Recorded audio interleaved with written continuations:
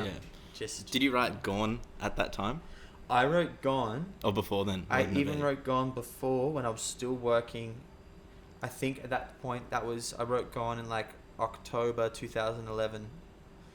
Around October 2011 because the old YouTube video is still there, and I wrote it the day before and I uploaded it the next day through like mum and dad's little camcorder kind of thing in the granny flat. And yeah, I was wearing this paisley yellow t-shirt. This filthy thing.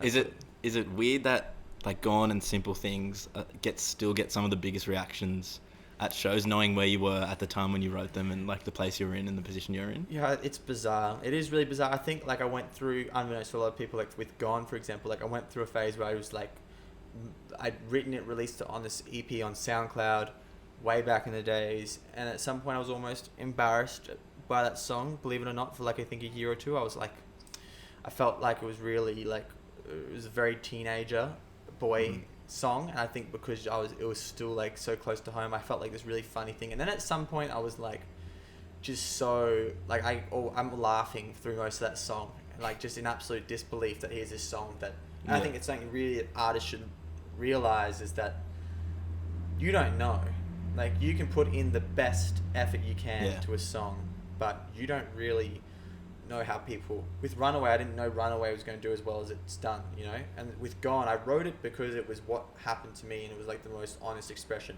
Yeah. It was like a story of something that happened and about like, you know, a childhood crush. Yeah. And so I think what I've learned over the years, what always comes through, what people get with me is like the songs that are like really raw. And it's crazy. I think it's like, but it's something that's great for other artists to see if they wish, is that like you should never belittle your early works.